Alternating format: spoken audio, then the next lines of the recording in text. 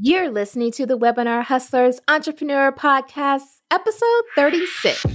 Want to work less and sell more? Welcome to the Webinar Hustlers Entrepreneur Podcast, the podcast to help you scale up and take your business to the next level with webinars that sell for you. Each episode focuses on the money mindset, online marketing, and sales strategies to get you more leads and convert leads to sales, all with webinars. And now your host, business and webinar strategist, April Reed. In a previous episode, we talked about how to groom your list so they're prime to buy from you. And you can find that episode at www.aprilreed.com/3. And let me just spell that for you for any new listeners. www.aprilreed.com/3. Okay. In this episode, I'm going to talk how to grow your list with just one blog post. Maybe you're just starting out and you're not really into the weekly content thing, which I do suggest that you deliver weekly content for your audience, but maybe you just do a podcast and you're not really blogging. Well, this is how you can create one major blog post that not only builds your list, but it will prime people and get them excited about your webinar when you're ready to promote it. Okay, so step one, obviously, we got to create the blog post. Now, this blog post may already be written. So if you do already have content on your website, go look for the blog post that is the most popular, but it's also relevant to the webinar topic that you're going to create your webinar around, that is going to be about. Now, we don't necessarily want it to be exactly what we're going to talk on our webinar, unless in your blog post, you're just giving a taste of your webinar topic. If you don't already have content, then what is your webinar topic going to be about? And then maybe your blog post can be supported subject, or it could be, like I said, the subject itself, but it's not really going to get as deep as your webinar. You're not really going to get into the how. Okay, so step one, create a blog post based on your webinar topic. And oh, by the way, you should know what makes a great webinar topic because you have done your research, whether it's active or passive, and you know what makes a hot topic. And if you need more support with coming up with your webinar topic in a future episode, episode 39, so www.aprilreed.com/39, I'm going to list different ways where you can find content relevant toward your subject or your industry and see what people out there on Google are already talking about that's hot so that you can create your webinar topic around that topic. Okay, so that's step one, create your blog post. Step two is create mini sections. So I always like to create 5 sections or subheadings for each blog post, at least 5. I do no more than 7. Now, the logic behind 5 to 7 is that I like to repurpose this content on social media. So this may be my Facebook post for my business page or in my Facebook group. 5 subheadings equals Monday through Friday. 7 subheadings equals Monday through Sunday. But I typically don't post on the weekend, so there might be the other 2 that goes into next week. But don't make this harder for yourself. I always say in business, I love doing things planned out so that I don't have to work as hard and I can just repurpose, maybe change a sentence or 2 so it looks new, but why reinvent the wheel? So when you're writing your blog post, or if you already have a blog post and maybe you look at it and it doesn't really have like 5 main sections or 5 main ideas. It's just maybe like a story. Go into that and try to divide it into or rearrange the paragraphs and try to get it into 5 main sections or 7. That way you can repurpose on Twitter or Instagram or LinkedIn in addition to sharing your entire blog post. Okay, let's go on to step 3.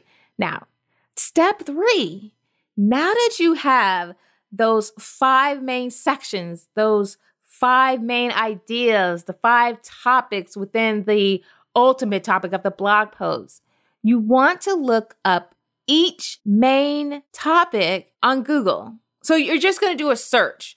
And well, maybe you do a search on Pinterest, maybe you do a search on YouTube. But the point is go to Google, go to a search engine or Pinterest, and look up that individual subheadline. Because we want to look for blog posts that are written about that subtopic. And what you're going to do is you're going to read 2 or 3 and learn what someone else is writing about and see how you can improve upon your original blog post. For example, in episode 33, I talk about 7 steps to make sure your webinar promo post is scrollproof. So I had 7 steps. And one of my first steps was coming up with a really good headline. So how to create a really good headline is something I would probably put in Google search. And then I'm going to get all these hits on other blog post contributors who are talking about how to come up with a great headline.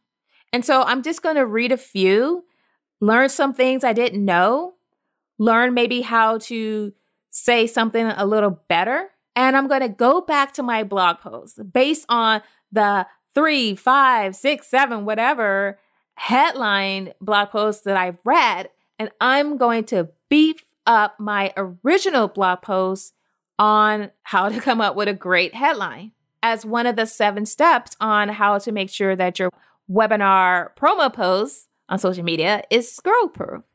Step 2, I talk about creating an attention-grabbing image. So again, how to create a great image. I may put that in the search engine.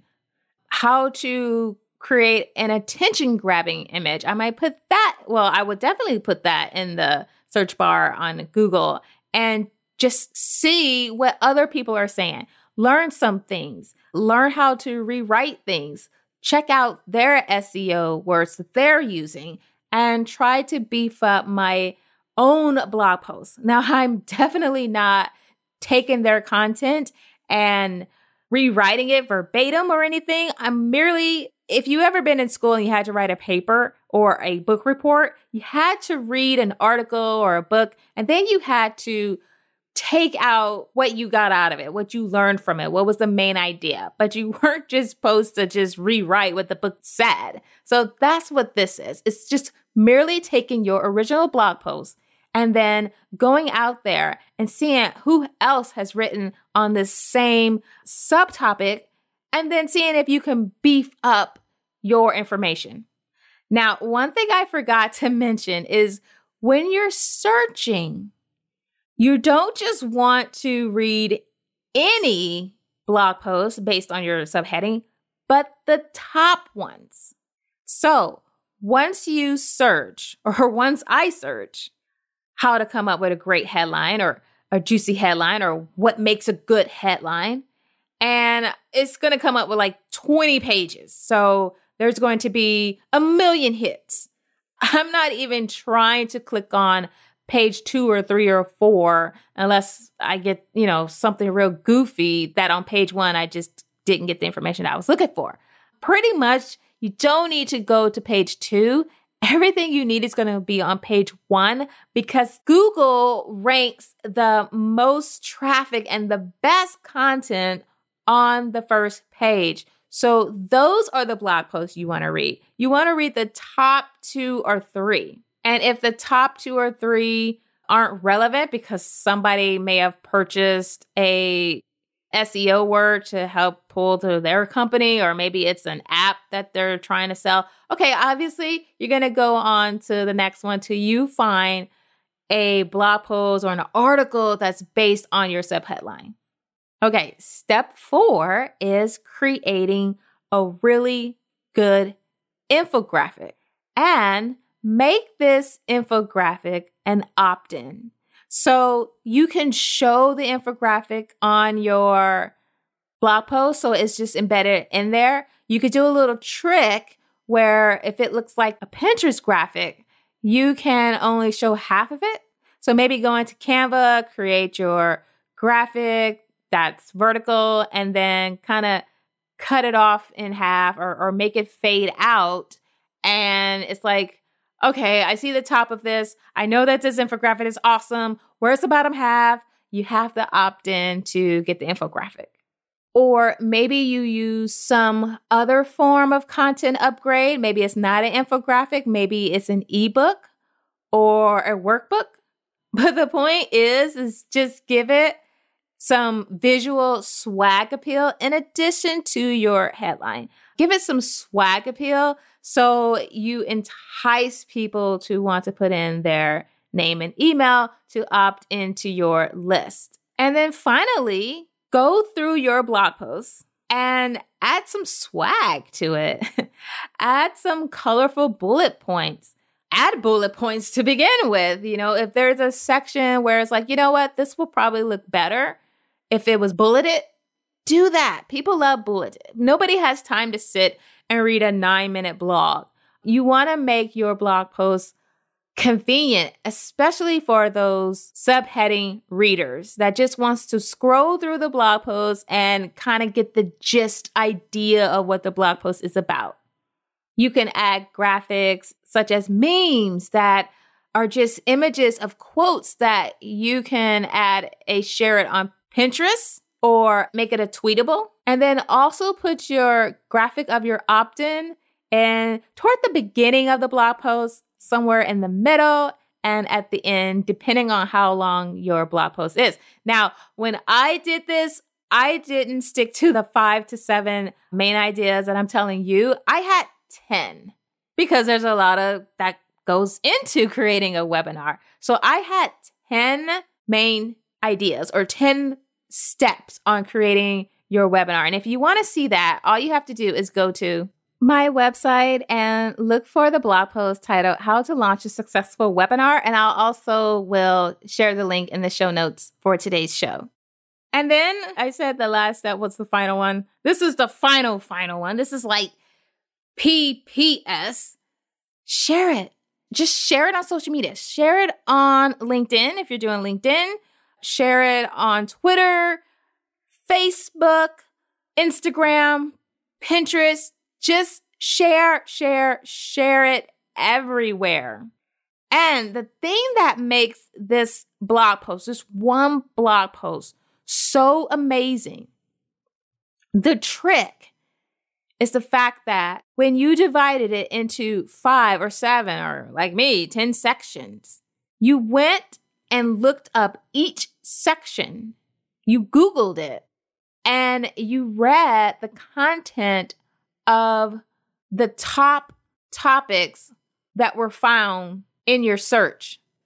You read 2 or 3 or the top 4, and you took what seemed good content and you left the rest, and you beeped up your section. So it's like your blog post is the one-stop shop for all things good. Nobody has to Google your topic and then go about Googling other sections because maybe your blog post didn't dive deep enough. You did the hard work for them. You went and searched the main subjects for them and then added that information to your post. And so that's the trick. I mean, others would argue, and I guess I would agree that a really good headline, I didn't really get into the structure of your blog post, like a headline, blah, blah, blah. But I mean, obviously you need a really good headline or title to entice them to go to your blog post in the first place. Maybe that goes without saying. But those are the 6 steps to creating a blog post that grows your list like gangbusters with just one blog post. All right. Thank you for listening to another awesome show, and I will talk to you next week. Bye. Hey, you. Have you been liking this podcast and all the webinar strategies that you're receiving? Well, I want to tell you about my new membership site. Maybe you're just a coach, consultant, or other service-based business owners like a VA or a graphic designer, and you really want to add webinars into your marketing mix so that you can sell your high-ticket coaching program or your high-ticket offers. The top 3 things that I hear from coaches, consultants, and service-based business owners is that they don't know what to teach on the webinar, so they're struggling with learning what their topic is going to be. They are technophobes, so they're scared about all the tech, and webinars seem complicated. Well, I'm happy and proud to say that the new membership site is going to address all 3 of those issues and a whole lot more. So if you're looking for the support and the accountability that you need to finally get your webinar in front of the eyes of hundreds and even thousands at an affordable price, then go to www.aprilreed.com/waitlist. Enrollment is open only 2 times per year. So what are you waiting for? And I can't wait to see you there. Thanks for listening to the Webinar Hustlers Entrepreneur Podcast at www.aprilreed.com.